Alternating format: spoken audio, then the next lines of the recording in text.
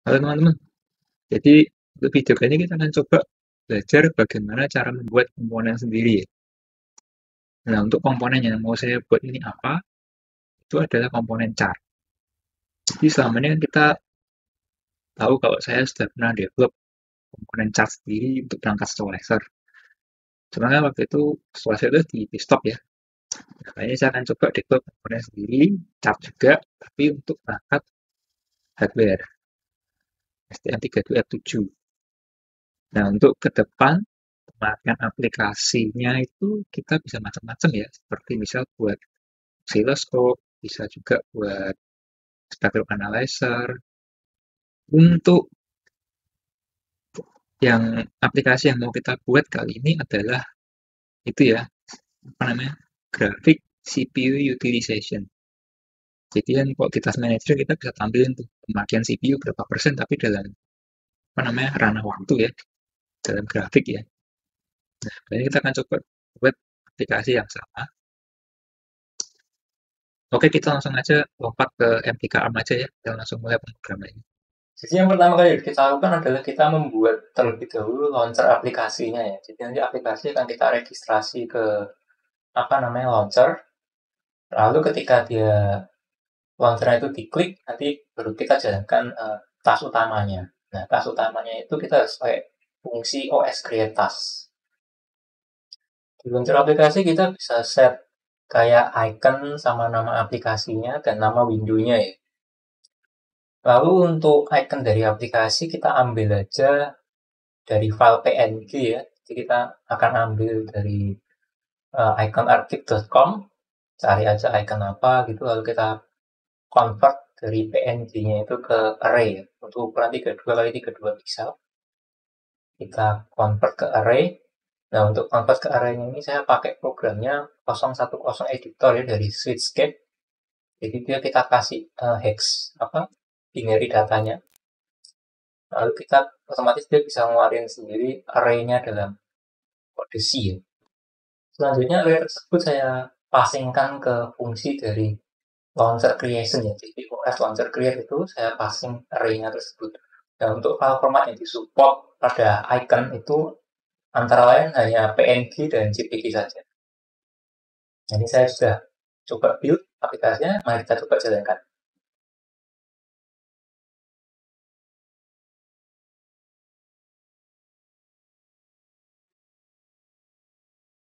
Nah, terlihat kalau iconnya sudah dibuat pada launcher ya. Dan bisa saya klik juga. Nah, selanjutnya kita mulai mendevelop komponen chart kita ya. Jadi saya harus bikin dulu header sama source code untuk chartnya ini. Saya harus define dulu structure dari komponen objek dari chart tersebut apa aja.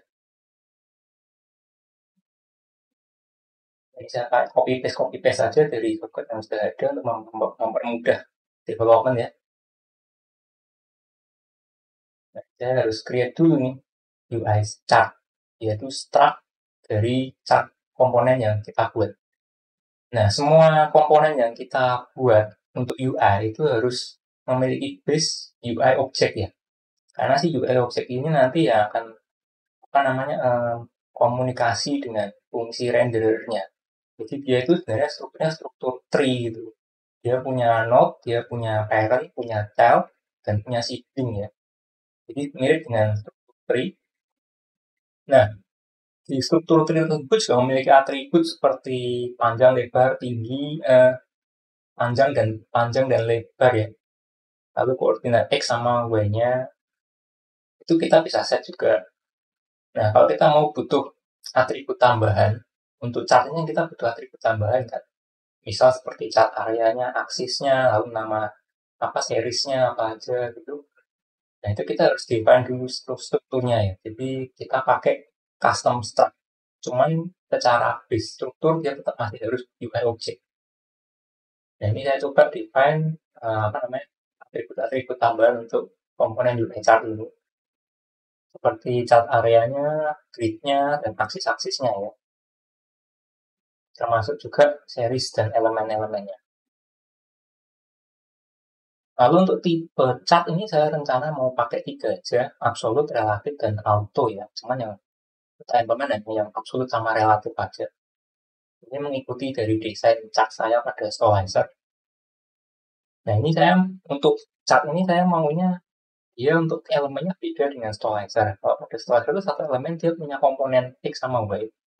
Cuma karena ini hardware, jadi saya maunya performanya tingkat tinggi, jadi kita nggak butuh allocate elemen baru untuk tiap itu. Jadi saya mau tiap kita apa namanya mau update series atau update apa kita nggak butuh allocate elemen baru. Saya maunya elemennya pakai array aja. Nah untuk size array-nya berapa besar per unit type-nya itu bisa di define sendiri. Jadi kita bisa auto, misal mau pakai 8 bit, 16 bit, 32 bit atau pakai float atau pakai double. Itu kita bisa define sendiri di atribut chartnya ini sendiri. Jadi kita nggak mengharuskan harus pakai apa 16 bit gitu enggak. Tapi kita bisa pakai juga float atau double. Nah, karena saya butuh cepat, jadi saya hanya pakai proses memcopy aja ya. tanpa perlu alokasi memori dinamis pakai malloc atau free.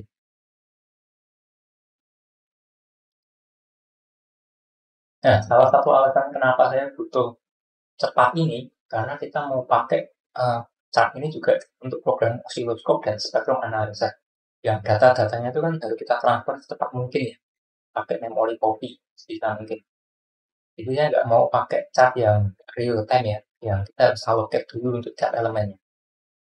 Ya, memang secara programming lebih bagus, tapi dari sisi apa namanya performance pasti akan slow down ya. Karena dia untuk chart elemen kita kalau kayak elemennya sedikit mungkin nggak begitu masalah ya.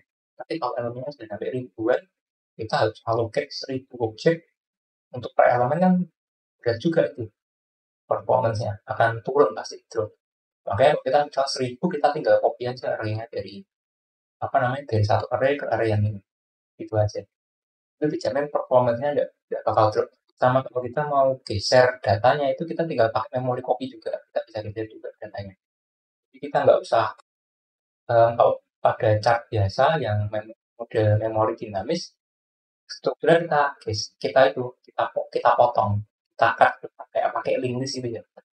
Tapi kalau ini kita pakai memori copy, ya ada keuntungannya, ada kerugian juga sih.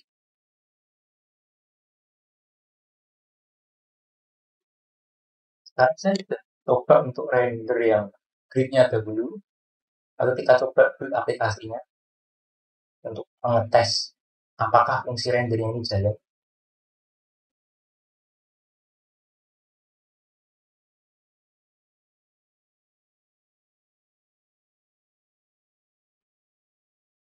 Jadi fungsi rendernya ini hanya menampilkan grid dasarnya ya, untuk chartnya ya.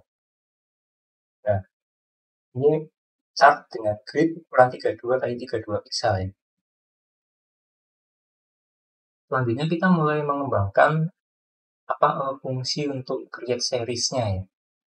Jadi seperti yang tadi saya bilang, kalau satu series itu terdiri dari beberapa elemen. Elemen ini dalam bentuk array ya, yang size-nya itu fix. Jadi kita define di awal ketika kita create series. Nah, saya maunya gini. Jadi kalau saya create series, fungsi rendernya itu nggak di chartnya tapi di seriesnya itu. Jadi kita bayangkan si fungsi chart render akan memanggil fungsi series rendernya. Nah, jadi kita bisa manipulasi tampilan seriesnya itu di seriesnya ini yang kita buat. Jadi misal saya mau bikin seriesnya tipe bar, lalu tipe line sama tipe histogram atau tipe yang financial data ya kayak Gantt chart gitu ya, atau yang candlestick gitu ya. Itu bisa kita lakukan di dalam fungsi render seriesnya. Tapi fungsi render chartnya masih sama. Saya maunya seperti itu. Jadi benar-benar fleksibel ya. Apa namanya ini fungsi renderingnya. Jadi kita bisa arahkan rendering chartnya, seriesnya ini kemana. Kita bisa pilih. Kita mau pakai line, mau pakai bar, mau pakai histogram. Datanya sama. Nah, size datanya juga variabel ya. Kita bisa pakai 8 bit, 16 bit, 32 bit, atau 20 bit. Nah, untuk series tipe relatif, kita butuh kalkulasi dulu tuh nilai maksimum dan minimum dari elemen-elemen yang dia punya. Jadi kita bikin dulu fungsi max sama min-nya. Jadi fungsi max sama min ini fungsinya kita buat cari nilai elemen tertinggi dan elemen terendah. Lalu dari situ kita bisa tentukan relatifnya itu berapa ya. Jadi kalau nilai relatif ini, nilai aksisnya itu nggak akan tergantung oleh aksis nilai absolutnya, tapi tergantung dari elemen tertinggi sama elemen terendah. Kalau kita set ke absolut, baru dia akan tergantung dari nilai aksisnya. Jadi misal kita set aksisnya 100, itu berarti kalau nilainya kurang, misal lebih dari 100 ya, dia hanya menampilkan sampai dengan 100 saja. Tapi kalau misal pada relatif, kalau misalnya dia lebih dari 100, ya dia akan tampilkan nilai tertingginya berapa. Bisa kalau nilai tertingginya 180, ya dia akan tampilkan di paling puncak 180. Nah, selain itu saya juga butuh menampilkan aksis-aksisnya. Jadi untuk aksis yang saya tampilkan, mau saya tampilkan ini adalah yang aksis Y. Jadi Y skill-nya itu kita butuh kasih angka-angkanya berapa ya. Jadi saya untuk menampilkan angka kita bisa pakai fungsi print string sih.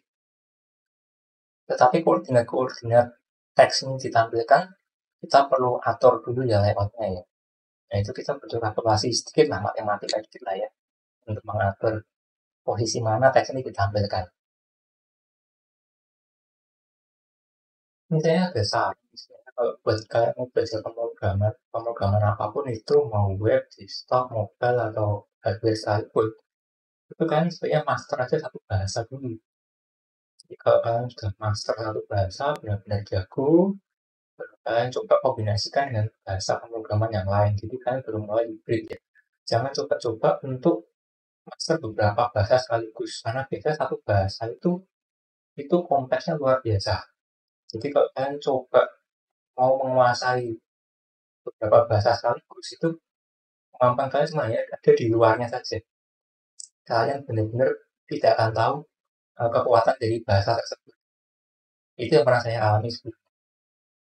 Dan basic saya adalah di C, karena kalau saya pakai pure C, itu bahasa pemrogramannya itu dia benar-benar langsung ke mesin. Jadi kayak misal struktur memori apa, kita bisa manage semua sampai ke struktur memori.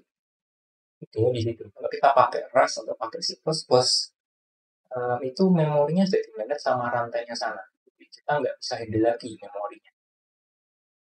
Jadi saya nggak suka dari bahasa pemrograman tingkat tinggi. Nah, setelah fungsi rendering selesai, kita akan coba tes ke hardware-nya langsung ya. Jadi saya penasaran untuk memberikan fungsi renderingnya jalan aja gitu. Ini saya sedang kembangkan fungsi render untuk tipe bar ya.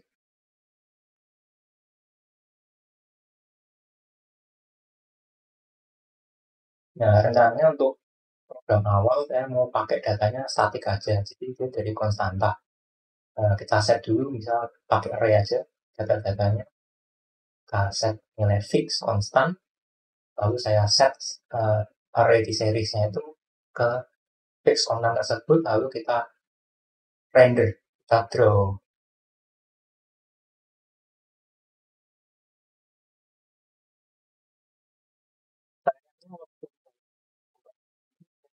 Video, jadi saya cuma dapat fotonya aja.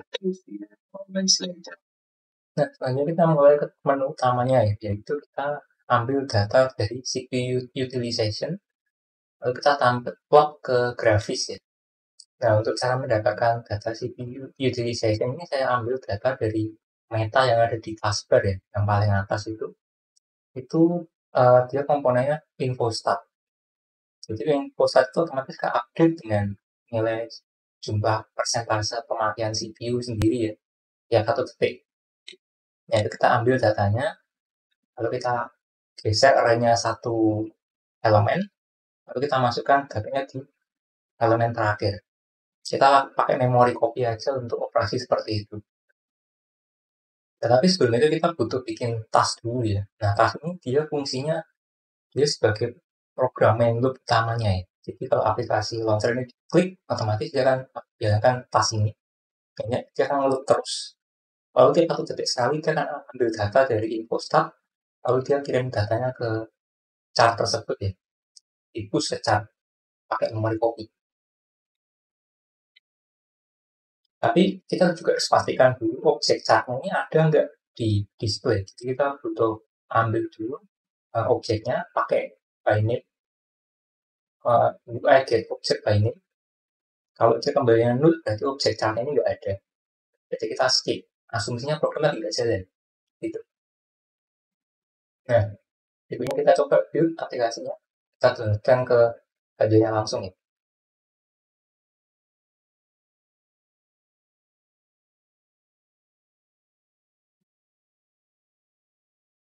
Nah, ini tampilan dari CPU utilization ya. Grafiknya seperti ini. Nah, ini saya masih pakainya modenya relatif ya. Jadi, kalau kalian perhatikan tertingginya bukan 100%, tapi sekitar 66% ya. Itu mengikuti dari elemennya itu sendiri. Dia tertinggi di sekitar 60-an persennya.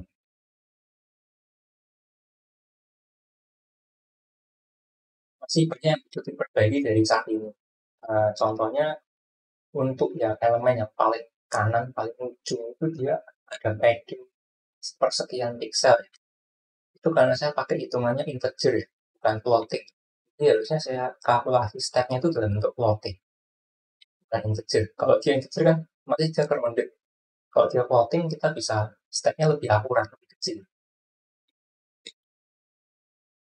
Untuk ke depan saya masih akan terus sempurnakan chartnya ya, supaya kita bisa bikin aplikasi oscilloscope dan spectrum analyzer.